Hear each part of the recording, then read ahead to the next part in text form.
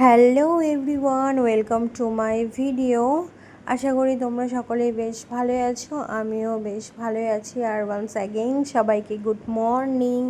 আর কালকে সারা রাত ধরে এত বৃষ্টি হয়েছিল না, আর দেখো ছাদটা পুরো ভিজে ছিল। আর এই যে গাছে লাল জবা, সাদা জবা, তারপরে এই যে পিঙ্ক পিঙ্ক কালারের ফুলগুলো এত দেখতে ভালো লাগছিল না, কি বলবো বলার বাইরে।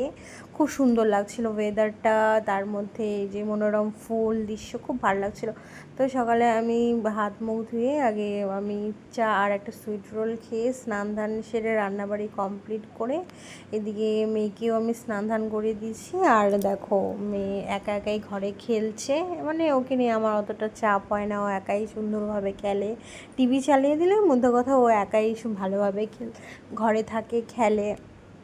তো যাই হোক, আর এদিকে আমি পুজোটাও সেরে নিয়েছি, কারণ কিছুদিন ধরে অমাবস্যা ছিল, তো পুজোটা ভালো মতন দেওয়া হয়নি। আর আমাদের বাড়িতে ছোট্ট লাড্ডু গোপাল আছে, ওকে তো দিতেই হবে। আর বাদবাকি ঠাকুরকে দিই না দিই, কিন্তু লাড্ডু গোপালকে তো না খাইয়ে রাখলে হয় না বলো, আর লাড্ডু গোপালকে দিতেই হবে।